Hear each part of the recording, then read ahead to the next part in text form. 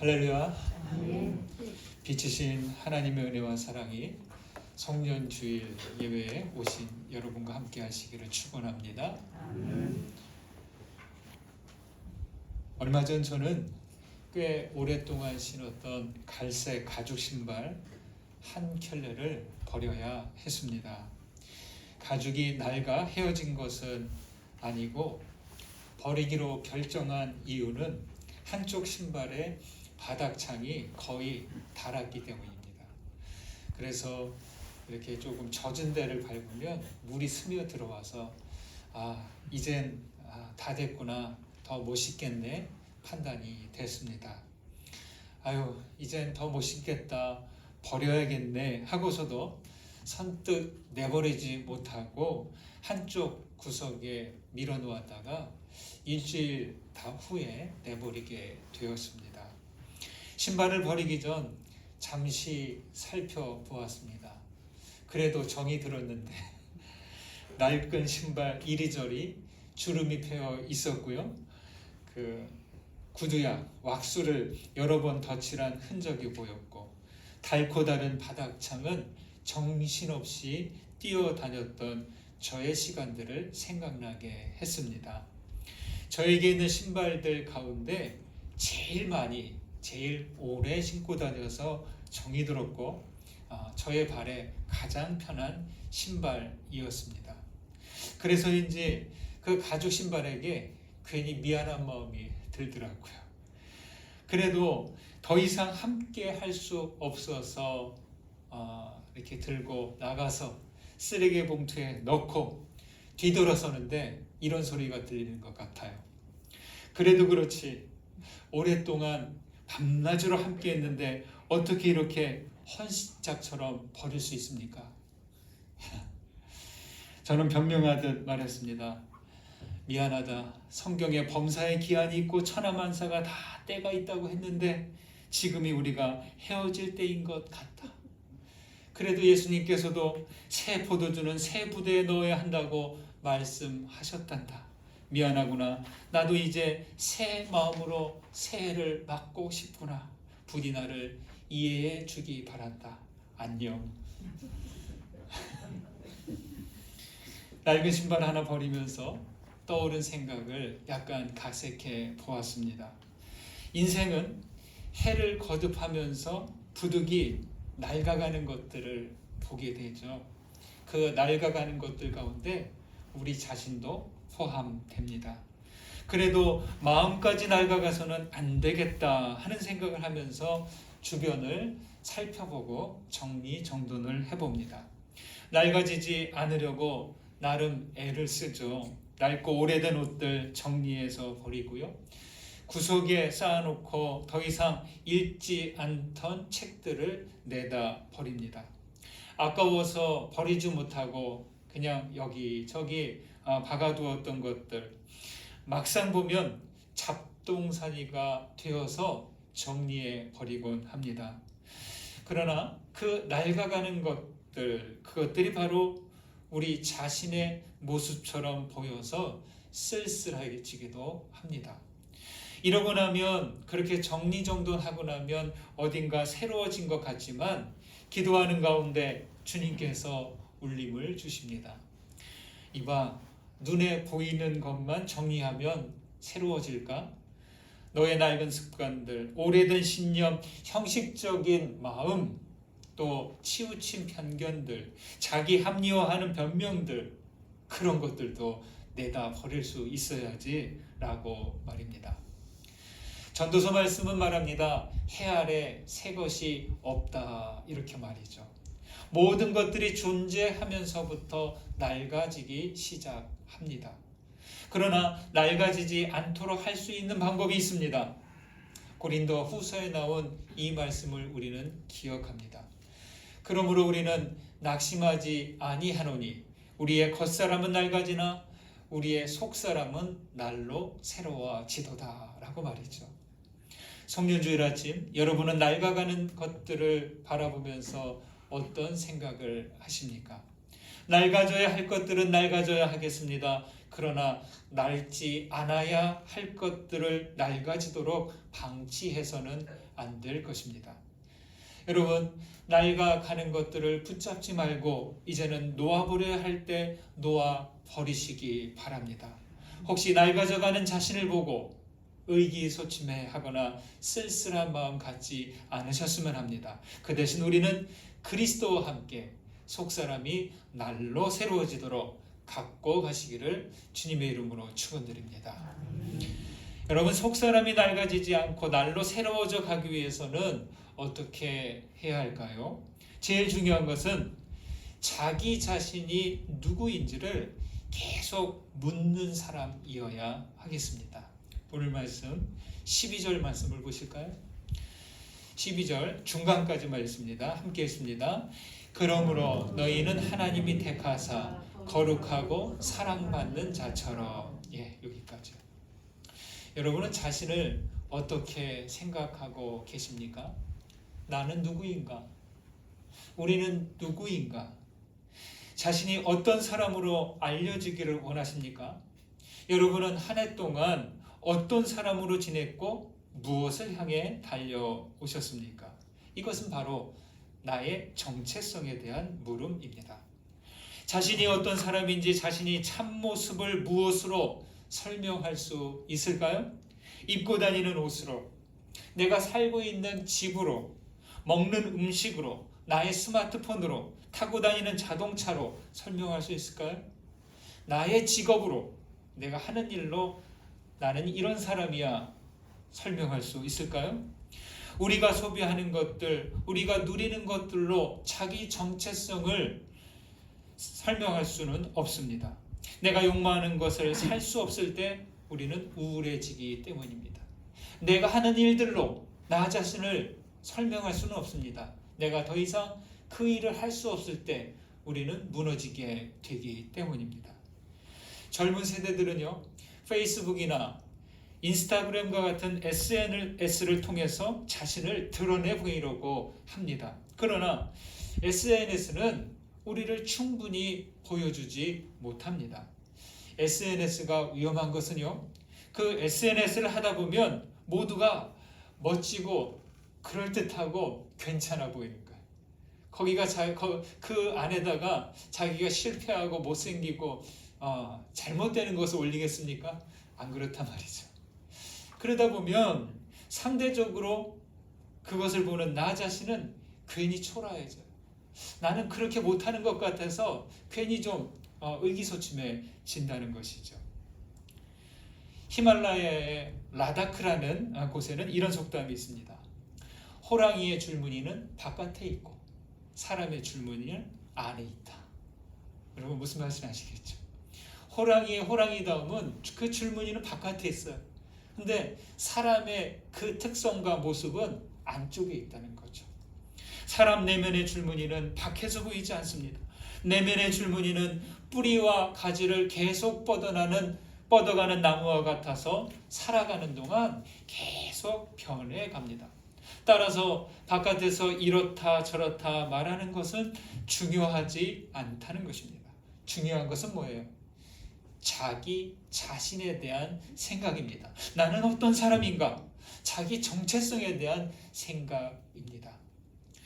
여러분, 저는 제 안에 자랑할 만한 것, 내세울 만한 것, 귀중한 것이 하나도 없는 줄 알았습니다. 나는 참 별 볼 일 없는 사람이네. 그런데 어느 날 순간 탁 깨달아지는 거 딱 하나 있습니다. 변하지 않는 하나 있습니다. 바로 예수 그리스도께서 내 안에 계십니다.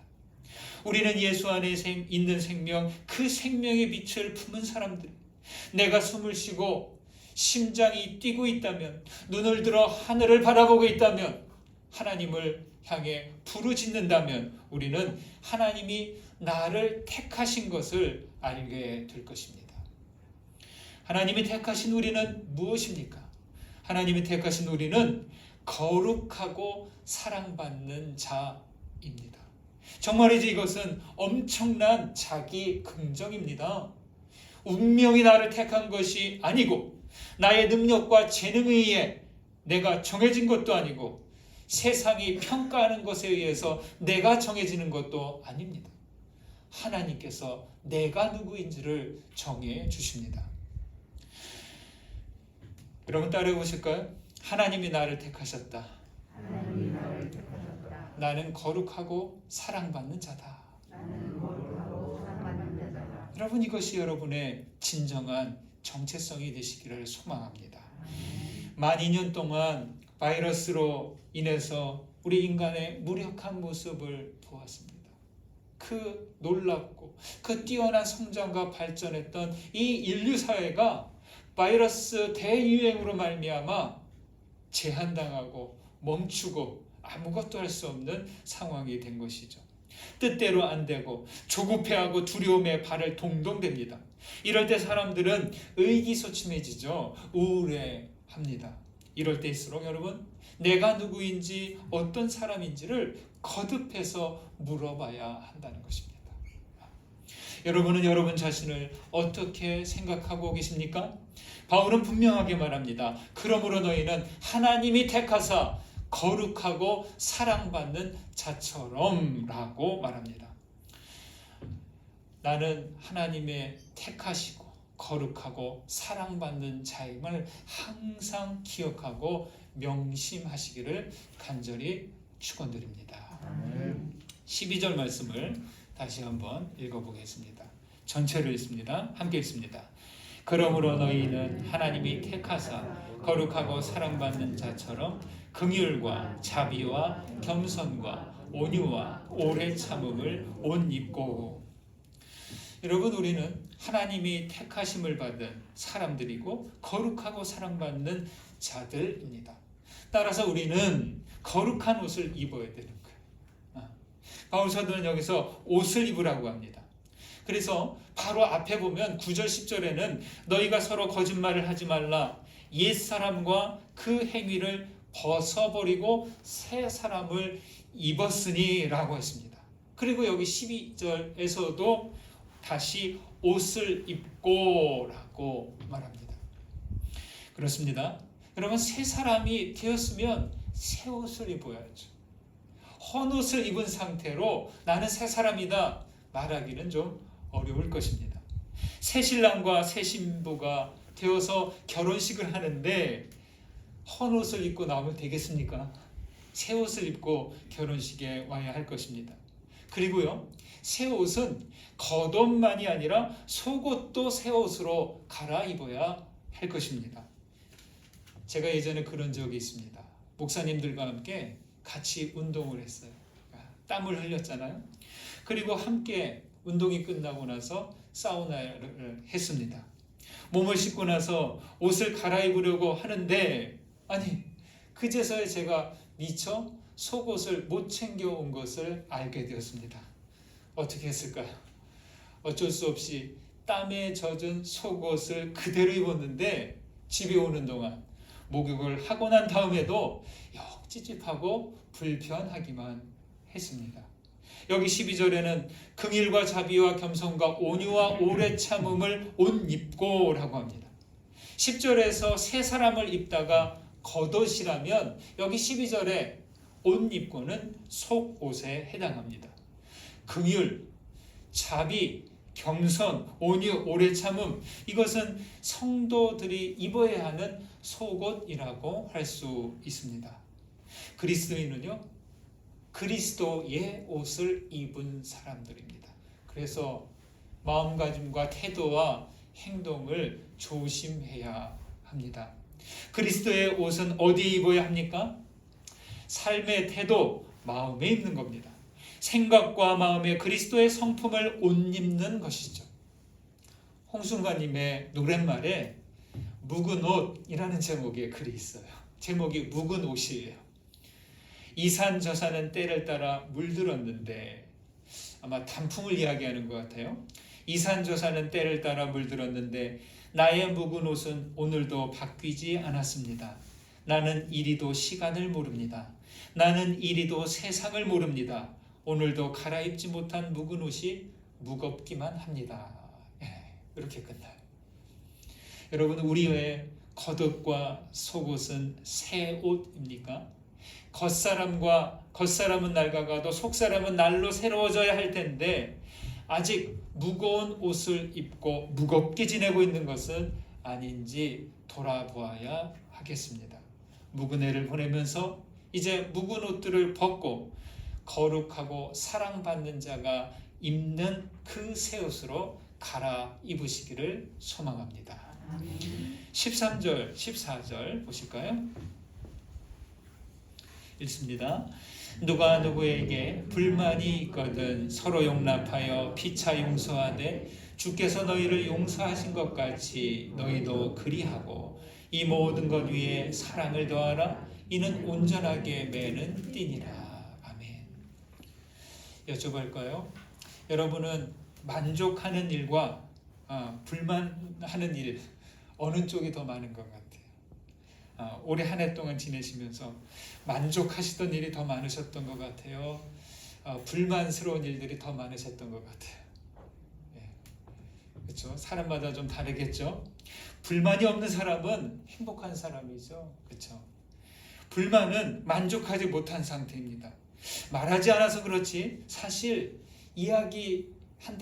말을 한다면 계속 난 이것이 마음에 안 들고 저것이 힘들고 저것이 참 기분 나쁘고 많이 그런 이야기들이 나올 거예요. 우선 자기 자신에 대한 불만이 있고 가족에 대해서, 직장에 대해서, 사회에 대해서, 교회에 대해서, 나라에 대해서 아주 계속 끊임없이 나올 것입니다. 불만이 없다면 아마 사람이 아닐 것이라 생각이 듭니다. 바울 사도는 성도가 되었으니 새 옷을 입자고 하다가 갑자기 불만을 말합니다. 여러분, 불만을 그대로 둔 채 새 옷 입는 얘기를 할 수 없다는 거죠. 용납과 용서와 사랑을 말합니다. 왜 용납, 용서를 말하는 것일까요? 이유는 모르지만 그것은 골로새 교회 안에 용서하지 못하고 부족한 사랑의 모습이 있어서 그럴 것이다 볼 수 있습니다. 불만과 갈등은 어쩔 수 없습니다. 그걸 막을 수는 없습니다. 그러나 중요한 것은 불만과 갈등이 일어났을 때 풀어가는 지혜가 필요하죠. 이거는 참 중요한 기술입니다. 여러분, 여기 13절에서 중요한 말은 불만, 용납, 용서 이런 것일 겁니다. 그런데요, 저는 이 부분을 이렇게 묵상하는 가운데 그보다 서로 피차의 밑줄을 긋게 되었습니다. 한번 따라해 보실까요? 서로 피차. 참 이 부분이 중요한 말이라고 저는 생각합니다. 여러분도 그런 적 있을 거예요? 아무도 안 만나고 그냥 혼자 지내고 싶을 때, 가족도 친구도 그냥 나를 아는 사람 없는 곳으로 숨고 싶을 때, 그러다가 문득 외로움에 젖은 자기 자신을 볼 때가 있습니다. 그럴 때 혼자 밥 먹기도 그렇고 일도 손에 잡히지 않고 괜히 그렇습니다. 사람들 북적대는 곳에서 살자니 부산스럽기도 하고 또 은둔하며 조용히 살자니 그것도 괜히 쓸쓸하고 쉽지 않습니다. 언젠가 제가 책에서 보았던 말이 생각납니다. 우리 모두는 외로이 함께했다. 말이 안 되는 거예요. 외로이 함께했다. 이 말은 지금 이 시대를 제대로 말하고 있습니다. 함께 모여 있어요. 그런데 외로워요. 이게 왜 그래요? 그 사이에 서로 교제와 친교가 그만큼 부족하다는 것이죠. 함께 하지만 외로운 이유는 바로 이 서로와 피차가 없기 때문이 아닐까, 저는 그렇게 봅니다. 서로와 피차를 위한 시간을 가져야 하고 거리를 줄이는 용기를 내야 됩니다. 서로와 피차의 관계가 있어야 용납도 할 수 있고 용서도 되는 것이죠. 서로와 피차 함께 살아야 하기에 여러분, 우리가 꼭 가져야 할 관계의 기술이 있습니다. 그것이 바로 용납하고 용서하는 일이죠. 여러분, 용납해 하세요, 용서하세요 하면은 쉽게 받아들여집니까? 참 불편하죠. 쉽지 않습니다. 아직 거듭나지 못해서일까요? 어느 정도까지는 용납해줘요. 그래, 어쩔 수 없지. 어느 정도까지는 봐줘요. 그런데 끝까지 온전한 용납 용서는 잘 안 됩니다. 여러분, 신앙으로 산다는 것 무엇일까요? 그것은 바로 이런 관계의 기술들을 연습해가며 산다는 것이라 그렇게 보입니다. 우리 태권도를 배울 때, 저도 태권도를 좀 배워봤는데요. 태권도를 배울 때 처음부터 갑자기 3단, 5단의 기술을 할 수 있을까요? 안 되죠. 처음에는 아주 기초적인 단계부터 합니다. 태권도만이 아니죠. 모든 기술은 아주 낮은 단계에서부터 하나씩 단계적으로 올라가야 합니다. 엘리자베스 캐블러 로스라는 그러한 그 호스피스 사역할 한 분이요, 이 용서와 용납을 3단계로 구분해서 설명했습니다. 여러분 잘 들어보세요. 제일 첫 계단은 그 사람을 다시 인간으로 보는 것에서 시작해야 된다고 합니다. 그 사람을 인간으로 볼 수 있어야 된대요. 여러분, 누가 나에게 무례하게 대하거나 상처를 준 사람을 두고 어떻게 말하세요? 인간이 어떻게 그럴 수 있어?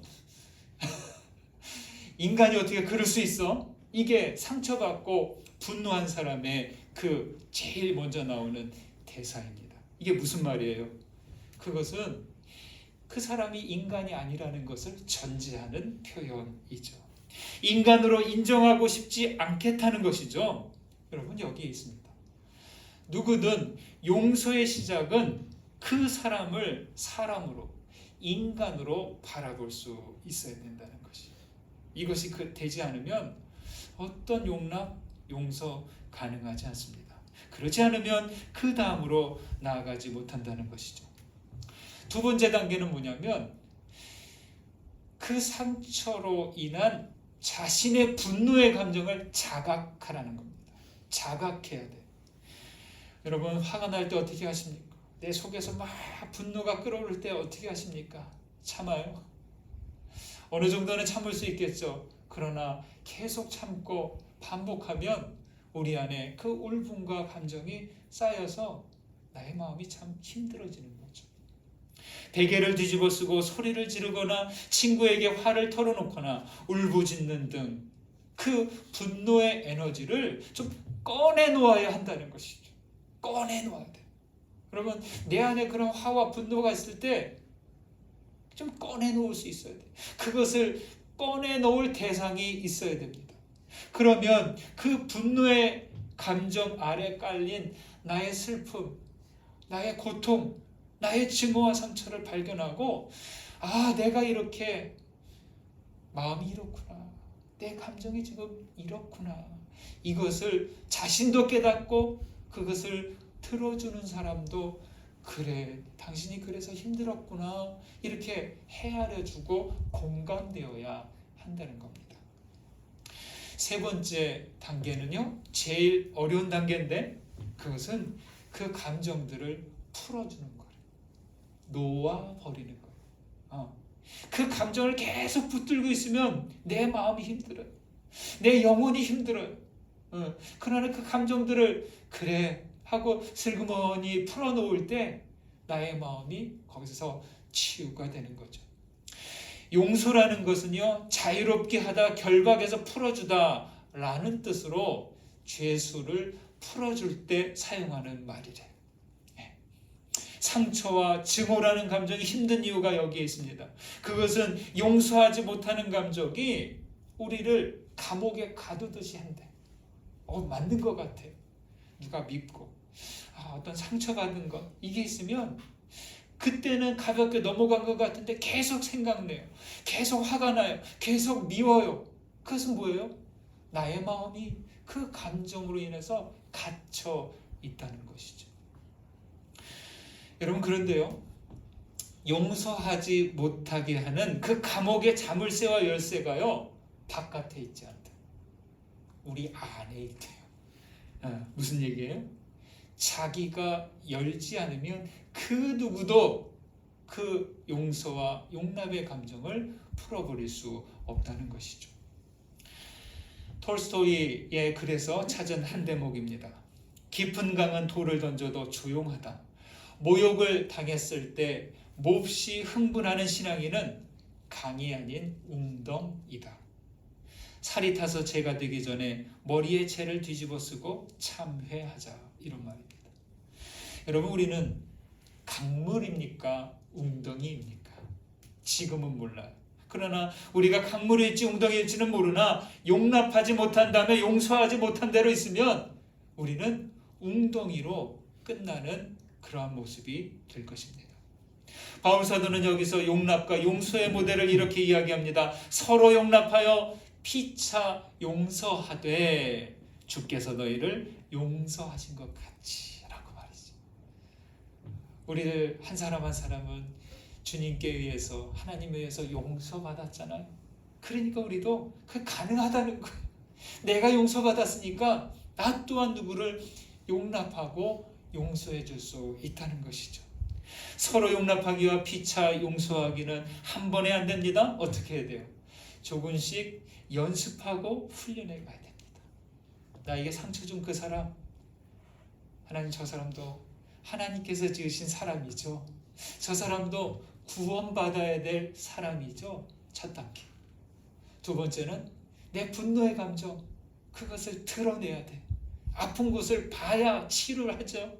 그래서 그 감정을 드러내고 또 풀어주고, 그 다음에 마지막으로 그 감정들, 아픈 감정들, 분노의 감정들 풀어주는 겁니다. 사랑하는 여러분, 우리는 하나님이 택하시고 거룩하고 사랑받는 자녀들입니다. 묵은 옷을 벗어버리고 긍휼과 자비, 겸손과 온유와 오래 참음으로 옷 입어 가시기를 바랍니다. 천천히 한 단계씩 용납과 용서를 연습해 가신다면 좋겠습니다. 우리 모두 웅덩이가 아닌 은혜의 강물로 흐르는 믿음의 공동체 되시기를 주님의 이름으로 간절히 축원합니다. 받은 은혜 생각하면서 거듭의 기도 드리시겠습니다. 말씀 중에 울림이 된 것, 깨달아진 것 붙드시고 함께 기도하겠습니다. 기도드립니다.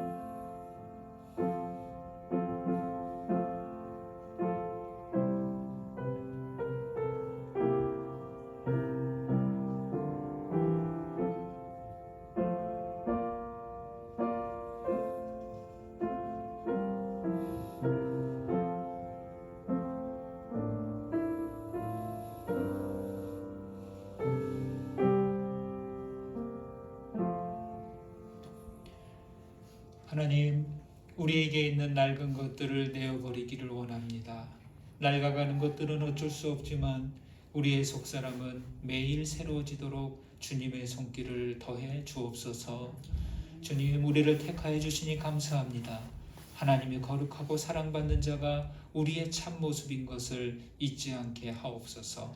주님, 묵은 옷들을 벗어버립니다. 그리고 주님이 주신 새 사람의 옷, 은혜의 옷을 입고 주님 곁에 머물게 하옵소서. 하나님, 우리에게 용납과 용서의 마음을 허락해 주옵소서. 우리를 바라보시던 주님의 눈으로 이웃을 바라보게 하옵소서. 그리스도 예수의 이름으로 기도드립니다. 아멘.